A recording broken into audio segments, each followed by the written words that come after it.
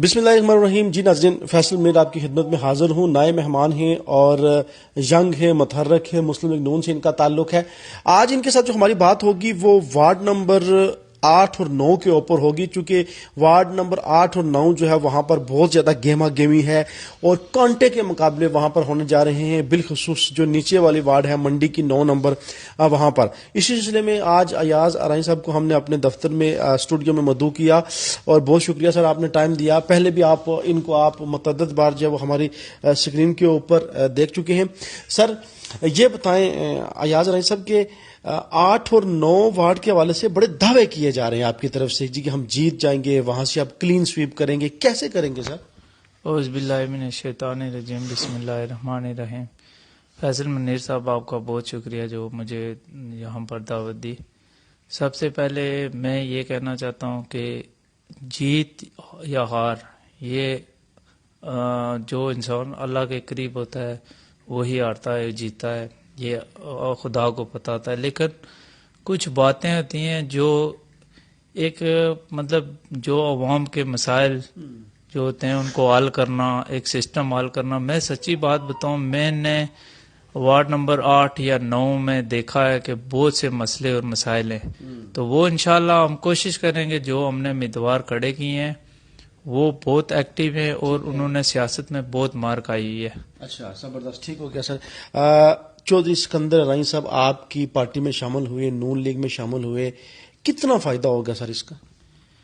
फैसल मुनीर साहब, सच्ची बात बताऊं कि पहले हम मतलब वार्ड नंबर 8 से बहुत कमजोर थे। अच्छा। लेकिन अल्हम्दुलिल्लाह पहले भी हम 80% थे, लेकिन अब 100% हो गए, क्योंकि उनका ये फायदा है, एक तो वो 40 साल सियासत में रहे, मतलब पीपल्स पार्टी में, वो हमारे पास आए, हमने उन्हें मुस्लिम लीग नून का टिकट दिया। मुझे यकीन है चौधरी सिकंदर साहब जो है वो बहुत एक्टिव हैं और नौजवान खास करके उनके साथ खड़े हैं, तजर्बेकार सियासतदान। बिल्कुल वो तजर्बेकार। सर आपने इलेक्शन का ऐलान किया फिर पीछे हट गए, बताएंगे हमारे नाज़रीन को कि क्यों ऐलान किया फिर पीछे क्यों हटे? फैसल मुनीर साहब, जो बंदा बड़ों की बात सुनता है वो उसी को अच्छा कहते हैं। उन्होंने मुझे मेरे बड़े हमारे सर पर हैं, हमें उनकी रिस्पेक्ट करनी चाहिए। आपके साथ नुमान साहब भी बैठे। तो नुमान मेरा छोटा भाई है, उसने भी कुर्बानी दी। ये जमात के लिए बेसिक यही कुर्बानियां होती बड़ों हैं। का फैसला था, बड़ों का फैसला था, हमने मान लिया। चौधरी अब्दुर्रहमान साहब वापस आए हैं यूके से, उनके आने से कोटली शहर के अंदर मुस्लिम लीग नून को कितना फायदा पहुंचेगा? फैसल मुनीर साहब, अब भी देखेंगे, पिछले दिनों नून लीग का दूर दूर से कोई पता नहीं था कि नून लीग जहां जमात है। चौधरी अब्दुर्रहमान साहब के आने से मुस्लिम लीग नून यकीनी तौर पर वो इतनी मजबूत हो गई है कि आप सोच भी नहीं सकते हैं। ठीक है। दोनों वार्डों का अगर हम जायजा लेते हैं तो जो नीचे वाली वार्ड है मंडी की 9 नंबर वार्ड, वहां के मसाइल भी ज्यादा हैं, वहां वोटर्स की तादाद भी ज्यादा है। आप क्या समझते हैं कि सिकंदर साहब वो मसाइल हल करने में कामयाब हो जाएंगे अगर जीत जाते हैं तो? फैसल मुनीर साहब, मैंने तो मंडी में ही रहा हूँ, सारी जिंदगी वहाँ ही गुजारी है। ये पहले हम लोगों को वोट देते रहे, अरसे दराज हो गए, तकरीबन जिस तरह सिकंदर साहब ने कहा 40 साल हो गए हैं सियासत में। इसी तरह मेरे चाचू हैं गुलाम सादिक साहब, मतलब वो बहुत पुराने। ये लोग जो है ना, इन्होंने बहुत अपनी जमातों के पीछे बहुत सी मारें खाई हैं। मुझे ये बताएं कि वहाँ मसलों की बात कर रहे हैं, हमने हमेशा लोगों को वोट दिए, कुछ भी नहीं मिला। उधर नाले का मसला है, पूरे शहर का गंदा पानी मंडी में जाता है। अच्छा। ना तो साफ पानी है। बड़ा पुराना मसला है, अभी तक हल क्यों नहीं हुआ? हल इसलिए नहीं हुआ, ये पिछले इंटरव्यू में भी आपने जिक्र किया था इसका। बिल्कुल। आप मुझे ये बताएं कि उधर मसला कैसे हल होगा? हम लोग हमेशा वोट देते रहे, हमने कहा चलो इस बार ना से अगली बार ना से उससे अगली बार। अब हमने अपना नुमाइंदा दिया, इसीलिए अवाम से हमारी यही अपील है कि पहले मुझे ये अवाम सारी मंडी की जो वार्ड नंबर 8 की अवाम है वो सारी जानती है।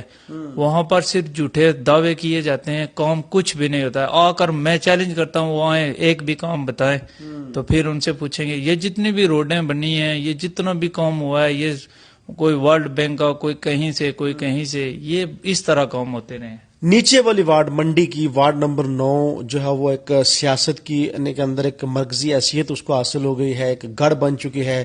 تینوں امیدواران جو ہیں وہ بڑے تگڑے ہیں، کانٹے کا مقابلہ ہوگا. آپ سمجھتے ہیں یہ بات درست ہے کہ واقعی وہاں پر کانٹے کا مقابلہ ہوگا؟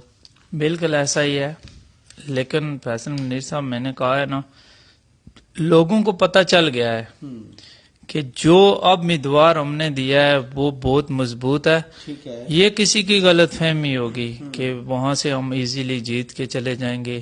کچھ لوگ یہ دعوے کرتے ہیں کہ برادری کی، ہمیں برادری تک کوئی غرض نہیں ہے. جتنے بھی وہاں پر لوگ رہتے ہیں اس وارڈ میں وہ ہمارے اپنے لوگ ہیں، چاہے جس مرضی برادری سے تعلق رکھتے ہوئے وہ ہمارے بھائی ہیں. آپ اسکندر صاحب کے حوالے سے یہ بات بڑے یقین سے کہہ رہے ہیں کہ وہ ڈیلیور کریں گے، وہ وہاں پر کچھ بہتر کریں گے. آپ کو بڑا یقین ہے ان کے اوپر، کیوں؟ کیونکہ لوگوں کو بھی پتا ہے کہ انہوں نے سیاست میں بہت مار کھائی ہے.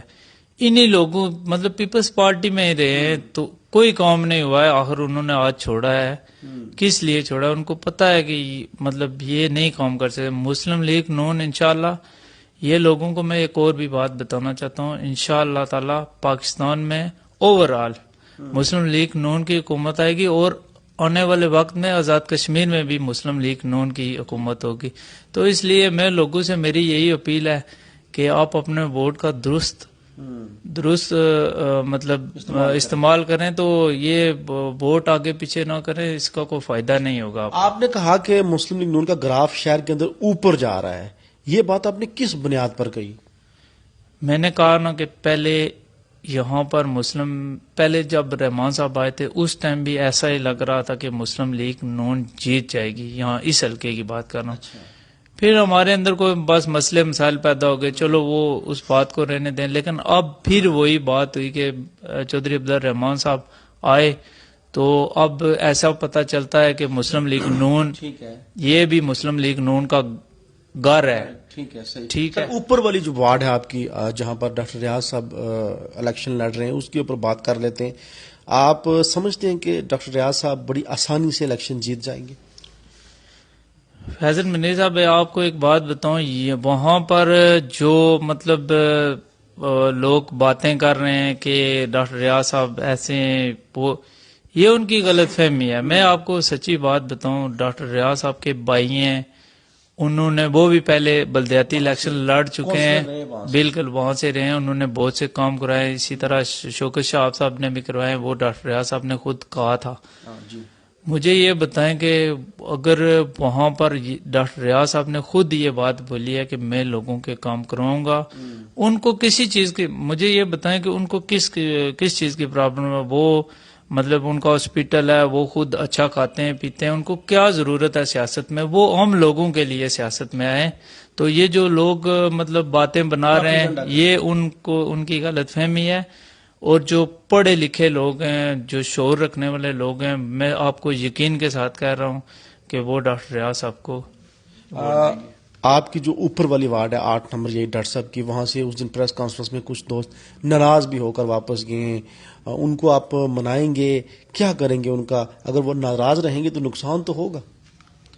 نہیں، وہ پہلی بات ہے، وہ ہمارے بھائی ہیں، ایسی کوئی بات نہیں ہے. یہ چلو میں نے اس دن بھی کہا تھا، یہ گھر کی لڑائی ہے، یہ ختم ہو جائے گی. آج ختم ہوئی، 2 دن بعد ختم ہوئی.